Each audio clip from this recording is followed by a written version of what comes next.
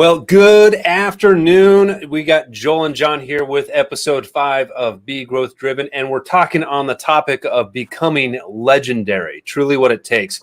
And this is perfect, for this venue right here, because we're talking about overcoming challenges, branding, all of those things that just relate to growth. John, you want to tell us a little bit about our guest that we got coming on?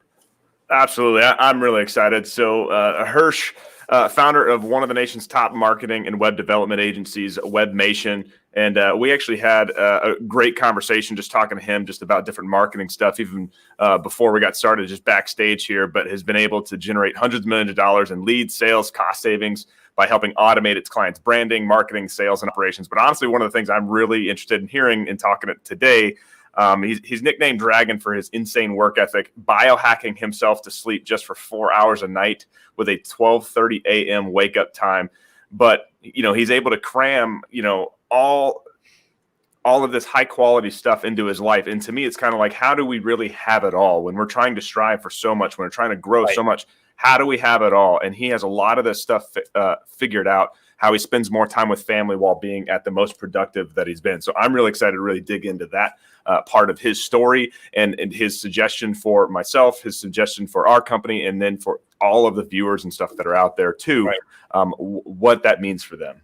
Right. Talk about beating the sun up, right? Right. Sure. Okay. So that's beating the sun up for sure. All right. Well, let's bring, without no further ado, let's bring Hersh on. Hersh, thank you for joining us today. We're glad you're with us. I really appreciate it when I reached out to you. When you and I had connected before, what you were doing, really caught my attention, because as John talked about, it's like, how do we get it all, basically? How do we go after getting as much as we can packed in? But why don't we give us a little bit of background about yourself? Yeah, sure. So, my name is Hersh, just like the iconic Hershey bar. I've run a strategic communication agency for almost 20 years now. In April, it'll be 20 years. So I've always been in tune with technology and computers, even from a very early age. I think I did my first computer program when I was 5 or 6 on old TI-99. I was on the internet before we had all these high-speed connections, and even before AOL, there used to be bulletin boards where you would imagine having a website for your business and needing a phone line coming into your house and computer for every single person that was going to be on your site at the same time. So if you had 100 people there, you would need 100 phone lines at like $50, $60 each. So it was very expensive and very slow. There were no images. It was all text. Even for email, there was something called Pine, and it was such a big deal when Netscape Navigator came out as the first browser. So I've really been on the forefront of the technology and all the social media, stuff coming in over the years, and that has been a huge advantage for me because it's kind of been in my DNA. So when a new social media or a new program or a new network and platform comes out, I'm really able to quickly adapt it for my clients in their marketing and communication strategies.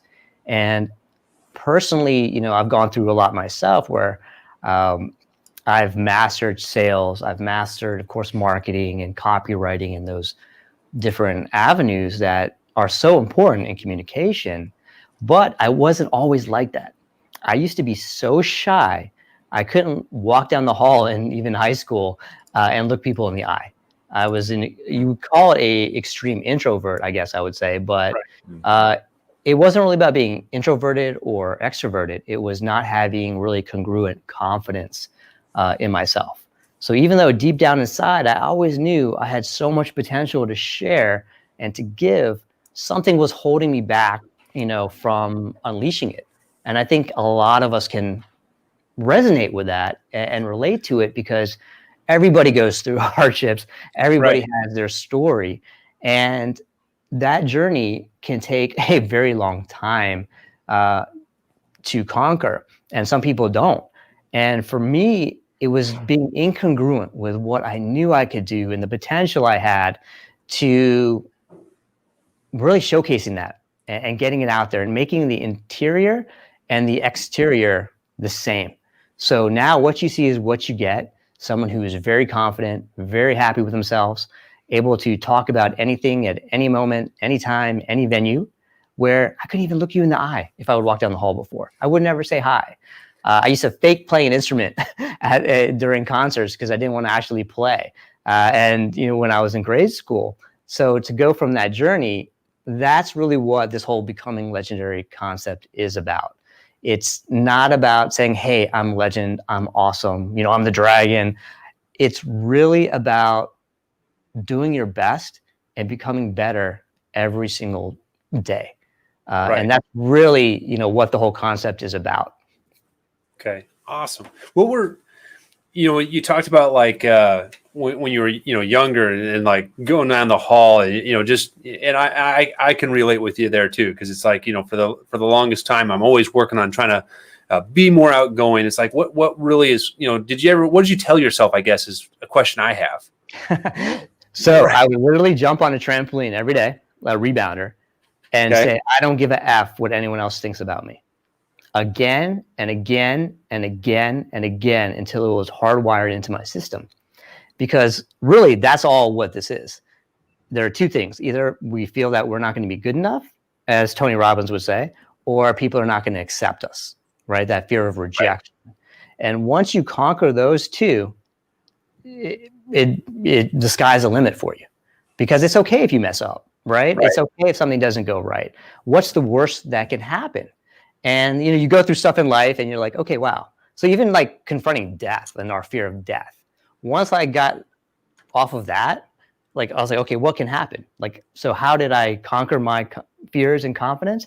I started doing extreme things. I started building references to build up to the identity and person that I wanted to be. So I went skydiving. I jumped out of 11,000 feet off the ground and did skydiving. I would go snorkeling in the Pacific. And I started creating these experiences that made me realize, like, okay, yes, I can do a lot. I don't have to be scared. I surround myself with success, as you can see in The Office. Because all of us need those reminders, because it's so easy to forget what we've done and what we've accomplished, and just even like feeling of gratitude and to be blessed. I mean, we live in the greatest country, even with all this crazy politics and turmoil and all these different cancel culture and movements going on right now. There's still never been a better time to live than right now. I mean, look at this. 60 years ago, I mean, I would not be having a conversation with you on a broadcast network because I'm, East Asian, Indian by ethnicity, even though I was born here in the US and I bleed red, white, and blue. So, but just that perception, it was a different time. It was a different culture. Right, women's rights were much different back then. Segregation was still there. Go back 80 years, not even 100 years, and you still had like the Holocaust and all these crazy things, and World War II, and all this stuff. So if you look at it from that frame of reference of history, everything is improving at an exponential rate. So I'm not really worried too much about those specifics that everyone is kind of talking about right now, because I know the next generation is always going to be better than this generation. And we're continuing to do that. So like, even if I look at my kids and how they interact with other people, it's completely different than when I was at school. So coming from that place of gratitude and knowing that, hey, we have so many freedoms and this is such an awesome country. And we have so many opportunities here, even during COVID, that people can still adapt and still make money. And some people have found ways to make even more money now than they did before the whole pandemic situation. So we live in such an awesome environment that if you come across from gratitude and optimism, it's really hard to get down, and that spurs you. So surrounding yourself with success, being optimistic, and really looking at life from gratitude and understanding how blessed you really are. Even if bad things have happened to you, it's happened to everybody. But it's not unique for you, right? You're not the only one, basically, that's going through this. Absolutely. I mean, so many people go through so many different things to so many different levels. So when you look at it and you go look like YouTube, right? If you're ever feeling down, YouTube people, and people are born with arms and legs. And one of the things that I sometimes play this clip is of an 18-year-old girl who was born without arms. But she's playing the piano. She's flying an airplane with her feet and her legs, right? And so it's like, what is your excuse, right? She's a black belt in martial arts. So everyone has all these things like, oh, can fall into the trap very easily, like, woe is me. Right. But if you are conscious about what you focus on, and it is a positive, and it's your successes, like some of these trophies in the background, I got when I was a kid. Yeah. Tell us about some of those things on the wall, because we see a number there, and you mentioned some of those before we started. Before we went live. Tell us a little bit about that. Yeah. What does it mean to you? Yeah, absolutely. So as you go through your career, you tend to get testimonials and quotes from people. So what I've done is, for the ones that really have a big impact, I've put them on the wall. So I had a commendation from Congress, Constance Morella, who was a representative from Maryland, for participating in the George Washington Science and Engineering program when I was in high school. So she commended me for helping, what was it actually? Mr. Sandhoo, you have demonstrated an admirable interest in the development of our nation's knowledge and technology. You're to be commended to your dedication and initiative in the fields of science and engineering. And that's from a member of Congress. So having that up there reinforces me. It's like, yeah, actually, like, look, Congress recognized me. But it has a twofold purpose, right? Then also I have Lieutenant Commander of the Navy SEALs saying individual accountability, operational excellence, and the ability to lead teams are essential qualities needed to perform on an elite level. Hersh Sandhoo hits the mark on all of these traits. In working with Hersh, I've been so impressed with his ability to take what needs to be done operationally and translate that into tactical execution. He is truly an industry leader that cares for others and is making a difference in the world.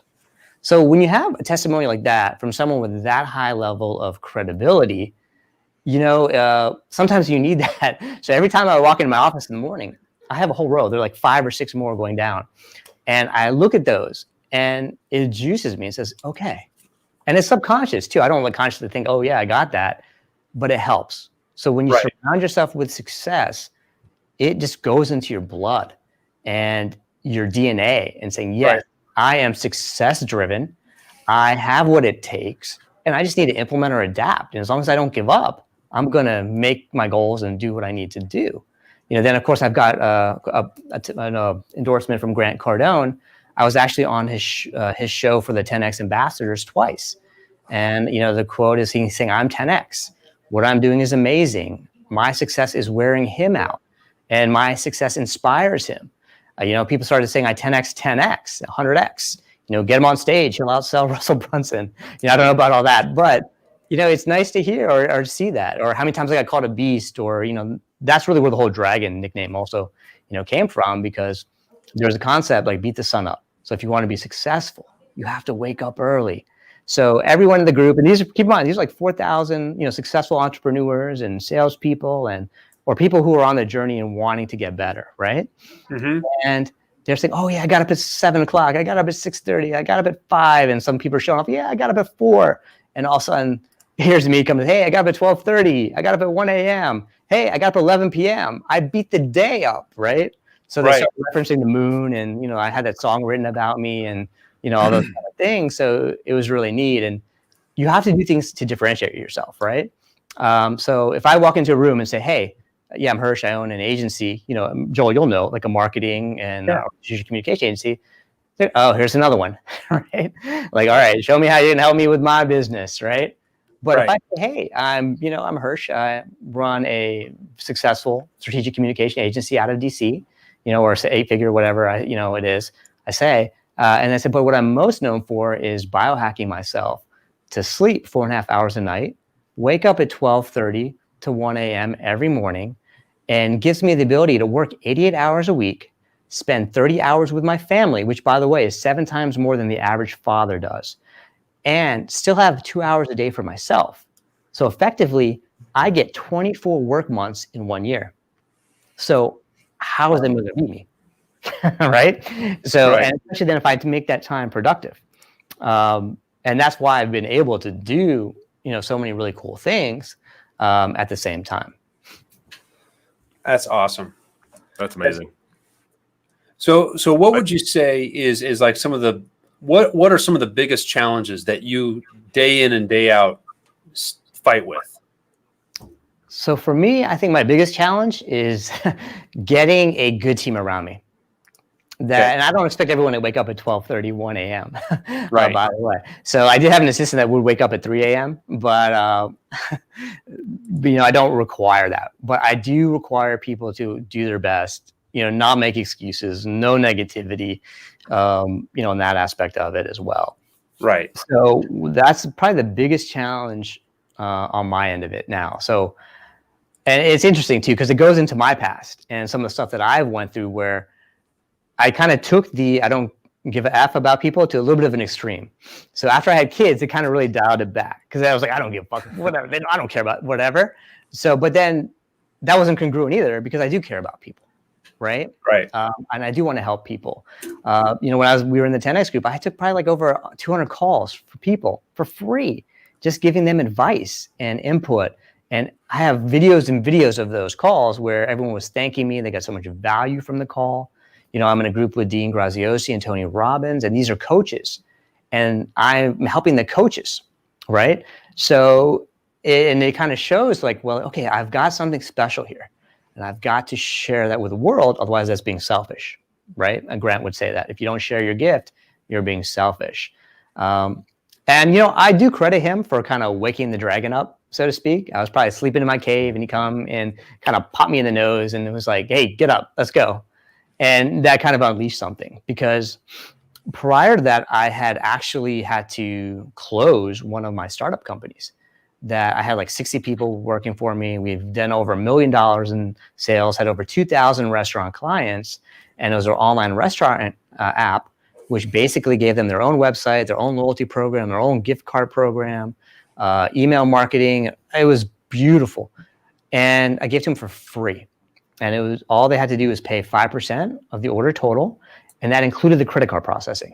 So as you know, it was amazing. However, the competition was so fierce in that industry with everybody getting in at the time. Amazon, Uber, Facebook, I mean, you name it, plus the other players that were already there and that aspect. So it was a really tough battle.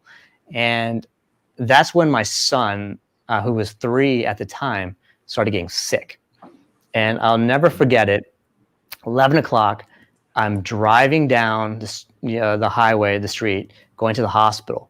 And I see a red light, and it's red in an intersection. And naturally, our feet go to the brake, right, to depress. But at that moment, time is an emotion.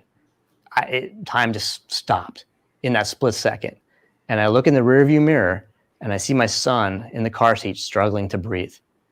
And at that second, everything changed, right? I was like, I threw away like the law. I threw away years of conditioning, and I slammed my foot on the brake, on the accelerator, and went through the intersection at 85 miles an hour because I had to get him to the hospital as quickly as possible because, I was saying like, hey, don't fall asleep. He's being a nod off, and when you're not breathing, that's dangerous. Right. And the next like 2 to 3 weeks, he was continually going to the hospital, continually getting tested.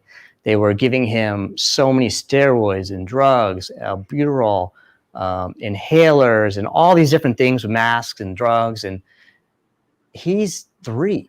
Can you imagine? Yeah. Right.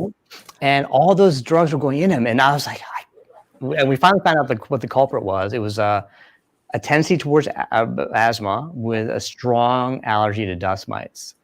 And here we are spending $23,000 a year on private education, right, for a private school. And the owner was too cheap to hire a proper janitorial crew. And the teachers were telling us afterwards that they had piles of dust in the corners.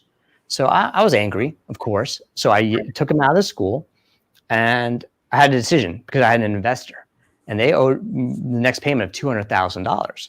And basically we're planning on retiring. And they're like, Hersh, we're retiring. If you're not in this 100%, we're just not going to continue. So basically, I was having to choose between my son's health and the business. So of course I took the business, right? No, of course not. Yeah. So I told him I have to do this. I have to take care of my son. So I ended up becoming a stay-at-home dad for a sense. And it didn't make sense to have my daughter also in a daycare with me there. So I was basically looking after my kids from 6 a.m. in the morning till 4:30 p.m. when my wife came home from work. So then I still had to make money. So that basically, the investor was true to his word. He did not pay me the $200,000, and everything was predicated on that and forecasted in for our growth strategy. So that company, I had to wind it down, which was like 2 years of my life wasted, gone. But my kids were thriving, and I don't regret that decision in the least, because I'll always find ways to make money, but their health was paramount. That's the easy part, right? Making money is the easy part. Obviously, replacing someone that we love, that's the hard part. Well, absolutely. And then, but the problem is you still have to make money for the family, right? So I'm looking at them from 6 a.m. to 4:30, and then if I try to work afterwards, I was exhausted. So to all the moms out there and the entrepreneurs and the women executive, like, I respect you guys so much, because I ladies so much, because I went through the process myself of trying to do what you're doing, and it is tough. So I was doing that, and within 6 months, and that's, by the way, how the whole biohacking thing started. I needed more time. I need more energy. So I had to get up earlier to work when I was fresh, and then have time with them, and then do a little bit at night. But then I kept needing more time. And then my son, I think he knew something was up, because I started waking up early at 5, and then he started waking up at 5:30. So I was like, oh man, I got to wake up at 4:30. So I started waking up at 4:30, and he started waking up a little bit earlier too. Then finally, by the time I got to 12:30, he was out, and he's like, all right. That's how that whole evolution started. So then I went on this journey. How can I optimize my sleep so I'm not jeopardizing my health? How can I get more energy? How can I just get more time?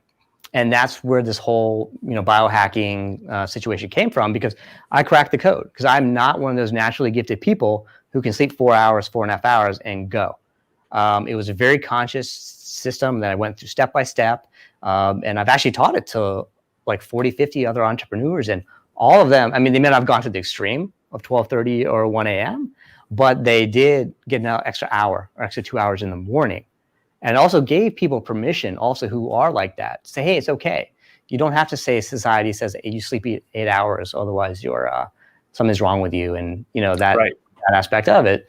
So the combination. But I can't tell you how much that extra hour or 2 hours in the morning gives you, especially if you, as I say, like, you go into the Dragon Forge in the morning with your morning routine, and you spend that first hour or 2 hours for yourself, that you really optimize and prime yourself just to succeed and build momentum. And you've already taken care of your health by the time the morning comes along, so you feel good throughout the day. And so that's where I cracked that code. I've taught it to a lot of other people, so I know it works. And I didn't teach it for over 3 years, by the way, because just in case there were some long-term effects, I didn't want to be responsible for sharing something. But it's been almost like 4 or 5 years now that I've done this consistently. And I've met so many people that have backed it up, and, going through the science and the blood work, everything improved. So even my immune system, I used to get sick all the time. I didn't get sick for like 2 years. And the only times I did is when I got food poisoning and when I went off my routine for like 2 weeks. And that was it. I had bad seasonal allergies. They went away. So it's actually the opposite. It's like all the stuff that we put into our bodies, not managing our inflammation, not having the right nutrition, not exercising. That's all the stuff that's killing us. It's not necessarily the sleep. And I found a way how to get just as much or even not more deep sleep in a less amount of time. Right. Okay. Hold on. All right, we're gonna pause real quick, because I'm fascinated by that, and I want to dig into it. I certainly I don't know if you're familiar with David Asprey or not, but I've certainly looked at a few different things. I've done like intermittent fasting in my life, but I wanted to go back, because I do want to get into this, but I wanted to go back a little bit. A lot of, even our guest this morning with Tim Lane, a lot of the stuff that we've talked about at Be Growth Driven, I certainly could see that it's been perceived possibly as a personal development. And while I think there's an element of that's true, we still want overall business development as well. So, I mean, how do you translate what you're talking about with personal development? And your story is incredible of having to transition to that.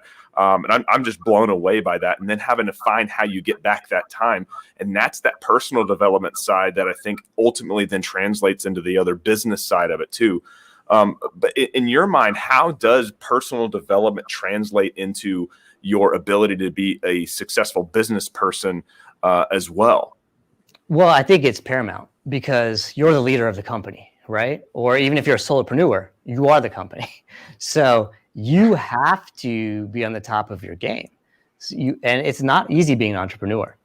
You know, it's how many businesses fail in 5 years, how many are there after 10 years, and you know, it's 20 years, I'm still around, right? So you know, I take great pride in that, but that doesn't even include profitability, right? Like how many percent actually ever gross $1 million? And I've been fortunate enough to do with it with like almost every company that I've started. So there are key things that you have to know and do, right? So one is having a growth mindset. That's paramount. So if I make a mistake, I don't beat myself up over it, right? Because I learn from it. And I don't compete with others saying, oh man, Joel got like 3 more big accounts than I did, right? Oh man, I'm a loser. I don't think that way, right? And I'm actually happy for his success, right? I strongly believe in uplifting, right? And I'm so happy and I get inspired by people's success. And one of the main principles, like when I say, hey, be the dragon, and I have the hashtag be the dragon, people are like, well, what does that mean? Be the dragon, right? And for me, it means to become so powerful, strong, and wise that you can amass your own wealth, inspire others with your example, instill fear in your enemies, because, hey, people do try to take when you get something. That's just life, right? So be so strong that they're scared to mess with you. Provide for your loved ones and live life on your own terms. So to me, that's what being the dragon means. That's like the mission and the purpose. Well, how do you be the dragon then? Right, John? So that's what I was going to ask you is like, what for somebody that's looking to really transition, that's kind of where I'm hoping this conversation is going. Certainly for my own selfish interest in this conversation, one of the platforms I get to be on is awesome, that I get to ask kind of firsthand. What's that first step for somebody that is looking, well, okay, I understand I'm starting to begin to understand the mission and the purpose that you have. What's the first step that I need to take in order to move down and become the dragon? How do I actually do that? Well, you know, I made an acronym for it. So D for dragon, right? D, decode yourself, understanding your goals, your purpose, and your beliefs. That's step 1. Step 2, role model the success of others. So find people who already have what you want. And A, act quickly, decisively, and massively. You have to take massive action and not just be a constant learner. You need to learn something and apply. And that means you don't have to be perfect. G, you have to grow your mind, body, energy, and skills. So it's extremely important to take care of your health as an entrepreneur. You need energy, and it's more than vanity. So I used to be 113 pounds as an adult, if you can believe that. So I'm about 155 now. And I'm in pretty good shape, probably, you know, the best shape I've been in my life, you know, at 44. So that has been a huge thing. And people, you know, there are also side effects to that too. So when someone looks at you and it's subconscious and you're not, and, you know, if you're too big, too skinny, like in my case, where I could never gain weight, that they treat you differently, even though it's not. And I've kind of been through that experience, right? So when I was 113, I mean, I was like Skeletor. I had, you know, people that I met asking me if I was a heroin addict because I looked like a tweaker. All right. I had to, you know, look up what some of the terminology meant. I didn't know. Right. But then when I went to like 135, I started noticing, you know, walking down the hall, people looking at me and, you know, those sort of things. Then when I got 140, 150, it was a whole different ballgame because now I look healthy. I'm congruent on the outside as I am in the inside. And that's a reflection of how you care about yourself. And because it's not really like how you work out. It's not how you do nutrition and diet. There's so much information out there for you to do that. There's so many coaches out there that you can hire to help you with that. It all goes down to the mental, right? We're talking about the personal development. That's why it's so key because the mechanics on how to do anything is out there. Right? We have Alexa and all these, you know, the things they say, how do you do this? How do you do that? And you can find it in YouTube in 2 seconds. Right. Yeah. I asked my 3.5-year-old to count to 10 and he was almost 4 at the time, but about 3.5. And he asked me, like, I don't want to. I was like, just humor me. And then he goes, what language? And I went, what do you mean? What language? How many languages do you know? He did in English, Spanish, French, Japanese. That's And I was awesome. like, where did you learn that? I don't know Japanese. I don't know French. I don't know. That's Right. awesome. That's And there was a phenomenal. YouTube song that he had listened to, and they would do it in a song format. So he learned it. Right. And then he now does German and Korean and all these different things. He's smarter than me, the kid. He's a genius. But that's the aspect of that thing, right? Everything is out there to learn. So it's really, that's why that mindset is so important. Then O, you have to optimize, right? Look at your strategy, look at the tactics, and look at your focus, right? Am I focusing on the right thing, or do I need to shift that focus also? And network. And this one I didn't do for a long time, and it's probably cost me hundreds of millions of dollars. You need to network with those that are going to be helpful to you, or are inspiring to you. And that's really important, because you can only go so far as by yourself. Right. And, actually, we were talking about Forbes Riley backstage, and she's a very good friend of mine now. And I went to one of her events, and she was trying to get me to say I'm 100% amazing. And I couldn't say I'm 100% amazing. I had the hardest time. I literally had like this 6 foot, 4 boxer, like pushing me around, trying to get me to say it. I had like all of them were surrounding me, like 10, 15 people, even like getting punched in the stomach. It was hard for me to say it. I couldn't say I'm 100% amazing. What was holding you back? What was holding you back on that? What was the inside? Because I only feel like I'm at 10 to 15% of my potential right now. Okay. And so in my mind, I was thinking, well, I got to get to my potential before I can say I'm 100% amazing.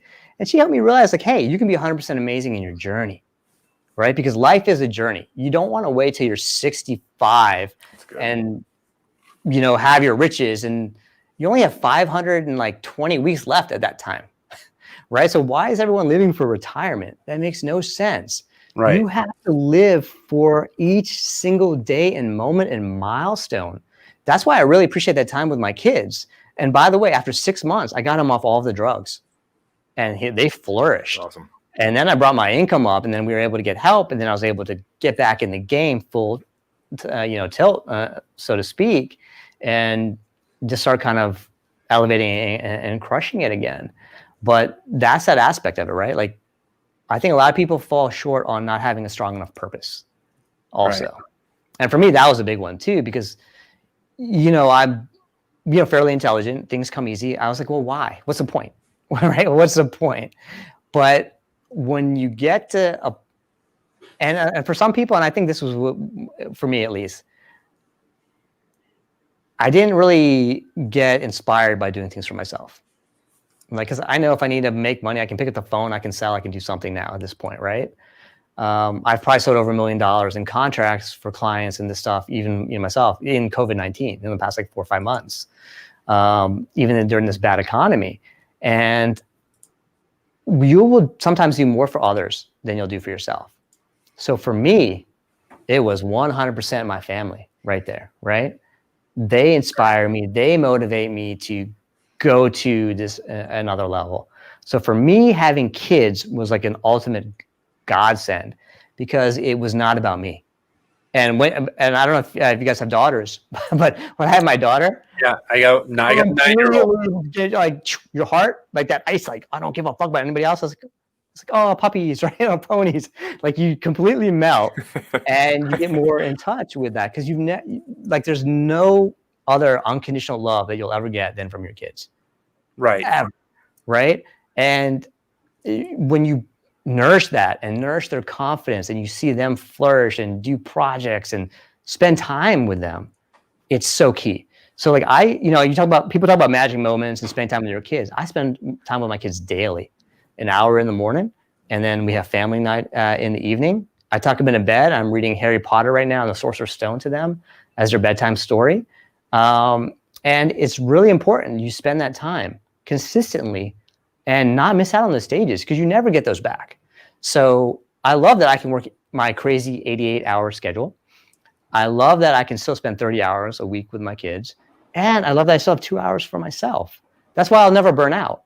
I don't burn out. I don't get stressed, very rarely. I don't get overwhelmed in that sense, because of how I structure my days and my time and what I'm focused on, right? And I think, John, that was alluding to your question, then how do you translate into that. And one of the things that I do is I have a time management system, and I call it the Millionaire Success Planner. And I have been obsessed with planners and time management since I was in college. And I would always write schedules and Excel spreadsheets and constant learning. And I've basically refined a time management system down to one page that is goal-centric. So everything I do, no matter what, is 100% predicated on my goals and what I want. Because so often in life, we get caught up in the grind of doing things and we lose focus on what's important. And two, we often let people kind of dictate what we do on a daily basis. We let their wants, we let their desires, we let society's perceptions of what we should or should not do onto our shoulders, right? Like, how many events, like, from the Indian culture, there's so many events. You go to a wedding, there are like 8 events for a wedding. Why do you need 8 events for a wedding? Right? And those sort of things. And like, sometimes it gets to be very routine. And I'm like, well, why do we have to go to all these events? Right? Like, I feel like I'm wasting my time. I could be doing something else that I would rather do. And so of course have the friendships and those sort of things, but eventually you keep talking about the same thing. And I just don't want to sit there and drink. I don't really drink anymore at all either. So, you're in that environment. So you want to control the environment. You want to only focus on doing things that propel you to where you want to be and who you want to be, right? One of the things about, the dragon and how I, adopted that, once I had a story, I had a big poster of a dragon that was motivating to me. And I shared the story in the group and, people really resonated with it. So they started calling me the dragon. And, so I adopted it as not only as the logo for Becoming Legendary, but also for my family crest.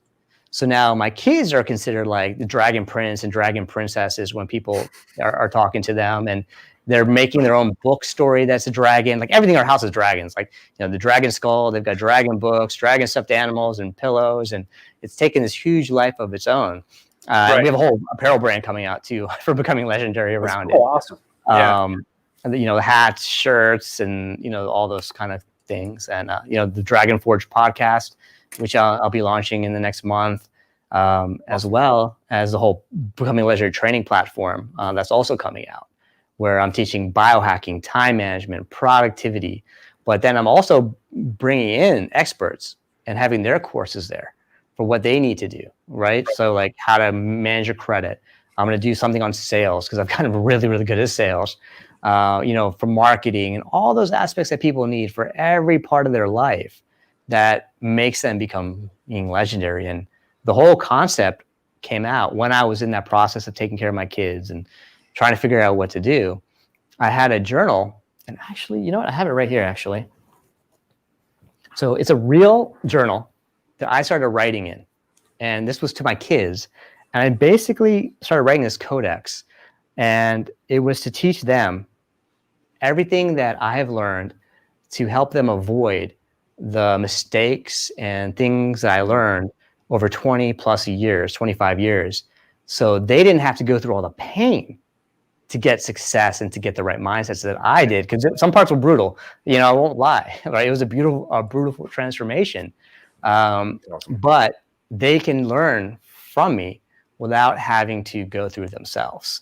So even it's like, this is where the whole Becoming Legendary thing came from. And I've got like so many different chapters with so many different things, from physical training to mindset to dealing with people and social dynamics to, sales and marketing and exercise, and even how to fold your clothes properly and be organized and down to the minute. So that's what I'm really going to be sharing with everyone on this whole Becoming Legendary Codex. It's actually 8 books, maybe 9 books actually, and over 4 volumes is the core. And then I've got the Book of Dragons, which will be the last one in the series, which will be all the success stories from people like you who have read the book and implemented it and have gotten some good feedback from it. And everyone I've shared, even the drafts to, said it was really amazing. They love it. They can't wait for it to come out. So I'm excited to share that with everybody in December 20th as well. Looking forward to it. Well, let me ask you this question. Has there ever been a time where you just simply flat out felt exhausted from it all? Well, everyone does at times, right? Right. So if I fall off my routine, that can happen. So it's because consistency, right? Repetition, Right. Yeah. the mother of all skill, Tony Robbins will say again and again. So you have to be consistent with anything you do. So what I've done is I've created into a habit and routines and systems that I follow. So when I wake up, first thing I do is I jump in this, I go to the bathroom, wash my face with cold water, and then I hop in my sauna, infrared tent sauna, do yoga. I go through my whole entire morning routine, right? Have my supplements, have the water, hydrate, and go. Then I get ready. I do the Wim Hof method in the bathroom, and all these things are geared towards inflammation, by the way. So one of the key factors of not being healthy, of having a weak immune system, is inflammation in the body. So all these tasks are actually really amazing for combating inflammation. And when people go through my course or my seminar, master class on this biohacking process, they're shocked at how common sense so much of this is. But the way I've laid it out into a routine and a schedule, it makes it so easy to follow, right? Because that's the other thing. If you create systems and you make things too complicated, John, it's just too hard to follow through, right? You're creating too many steps. So if you make it easy, for example, like my supplement routine, I just put them in a pill box. I've got 2 weeks worth right here on my desk. I make it easy. So in the morning, I just open one up and I just take it. So by setting yourself up for success, making things easy, setting your environment around you and not what's the norm. We don't have a living room and dining room in my house. We have a classroom for the kids and a play area for them. And it has like everything like a Montessori class would have. Because when I was looking after them, I was like, hey, they're going to learn and we're going to go through. It was structured. It was almost like they were going to a Montessori school. And fortunately, I had been exposed to that because that's the business that my mom had growing up. And we even had one in our house. So by the time Zach was like 4, he was beating adults in backgammon and Uno and Monopoly and poker and blackjack. And I'm talking Texas Hold'em. So we're playing blackjack and he's playing with his grandparents. And he says, do you want to buy insurance? And they were like, what do you mean buy insurance? Because the ace was showing. Most people, don't play that way or they don't know. Like you were going to bet that the dealer does or does not have a blackjack. And he knew how to do all those. So he's there hustling his grandpa and grandparents at that young age, right? Because of the growth mindset, because of instilling confidence in them and understanding and teaching them. Because like when I play with my kids, I don't let them win. But I'm not like Gary Vaynerchuk, where I say, I beat you, you little, right? I teach them along the way and the strategy of it. So now they beat me quite a bit in a lot of games. And I'm proud of that. I love that. It makes me so proud that they do that and they can be better at me. And that's my goal. I say, hey, I want you guys to be better than me, right? When they're gloating. Right. And on the win, I was like, yeah, enjoy it, right? But be careful about putting other people down in the process, right? You don't want to uplift everybody at the same time. If you're doing better, right? If you're the only one on the top of the mountain, what was worth it, right? Yeah. I think that's kind of along the lines of what you're saying there, right? Along this course, you're going to push hard. You're going to do things that are just going to be insane, crazy, in that respect. But at the same time, like what you're saying, you can't push other people down. Especially, of course, we're talking about our kids too, but in general too, just in business. We were talking about like that with Tim Lane this morning. Yeah. It's how that doesn't create an environment of growth. Well, and you sell yourself short in that process too. So when I mean, Michael Jordan says all the time too, right? If you've ever read his story or heard about him, right? And same thing with Kobe Bryant or any of these top athletes. They don't compete with other people; they compete with themselves. So for me, becoming legendary is not to eventually be considered legendary, right? And I can't tell you how many times I've called a beast or all this stuff or, hey, you're a legend, blah, blah, blah. I'm like, no, not yet. I'm just getting started. This is just warm up, right? I'm just stretching a little bit. Wait till you see what happens next. Because if we reach a pinnacle, it's easy to get down again, right? And you hear all the stories, people sell their company for millions of dollars and they get depressed. They went to the moon and now they're depressed down here. You have to have something that drives you and you continually get better. It's not about becoming legendary, right? Even though that's the theme, it's about always becoming better. How do you become legendary? Always get better every day. Always strive to be your best self. Craft the identity that you want, right? Because when babies, we're a blank slate. We have some genetic, predispositions, but even this whole introvert and extrovert thing, these are just silly labels. Like everyone labeled me as an introvert for so long. That I was so shy.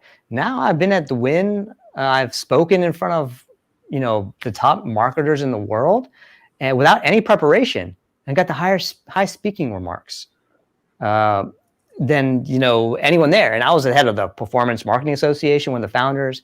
There was a CEO of a tech company that's now in like a Fortune, 1,500 fastest, or Inc. 500 fastest growing, and I did better than all of them in that speech and giving value. That even like the head of social commerce for Dell.com wanted to get my consultation for something that Dell was doing at the time. But that's awesome. That comes through just continually getting better. I mean, I couldn't even, I had so many opportunities to speak in front of audiences. I would never do it because I was so shy.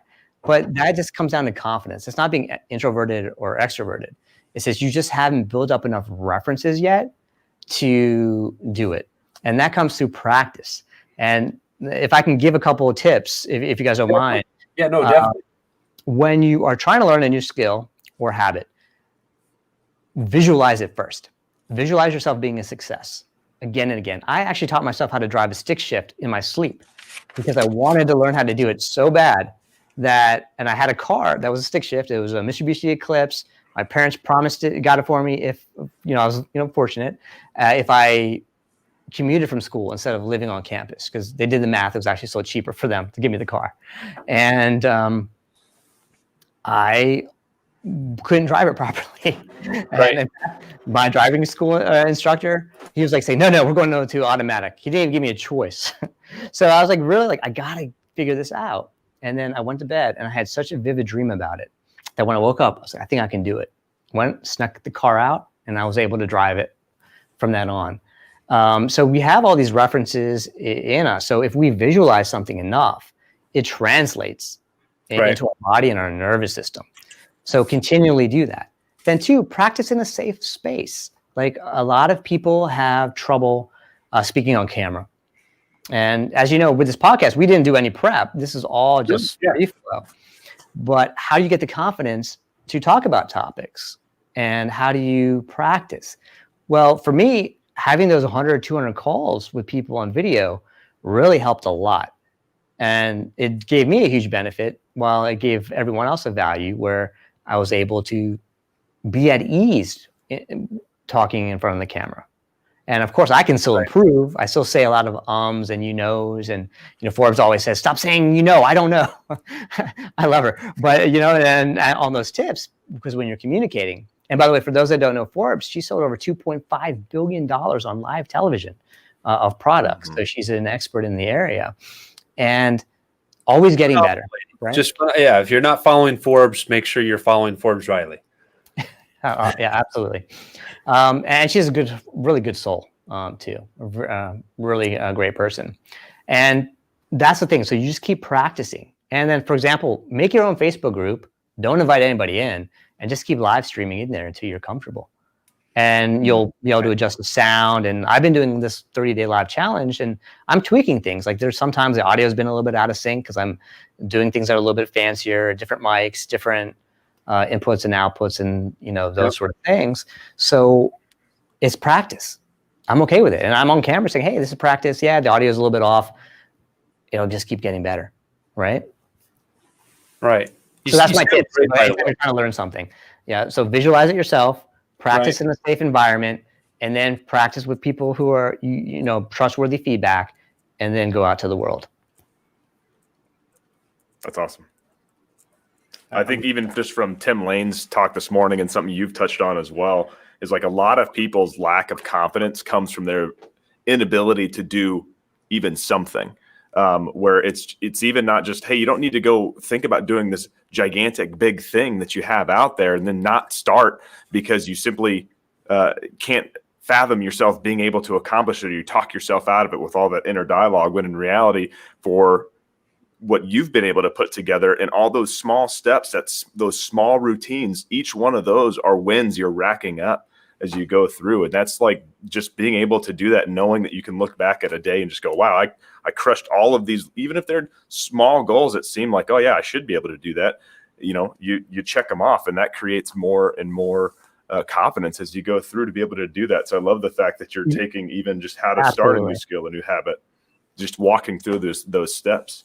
That's well, awesome. you're creating a culture of success around you too. Like, so even in my planner on the daily basis, I have everything marked off where I do my daily forge. I have daily targets that I can hit, like how many calls, how many sales, how many prospects. I have my power questions in the morning to my focus. What am I grateful for? What excites me? Who do I love? Who loves me?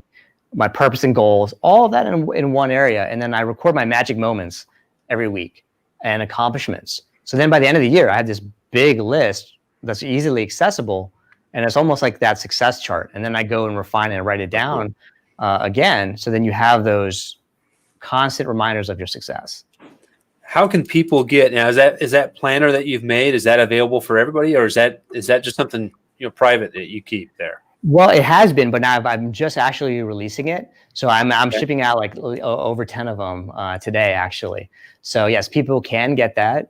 If you're interested in doing that, you can email me actually at Hersh, HERSH, at becominglegendary.com.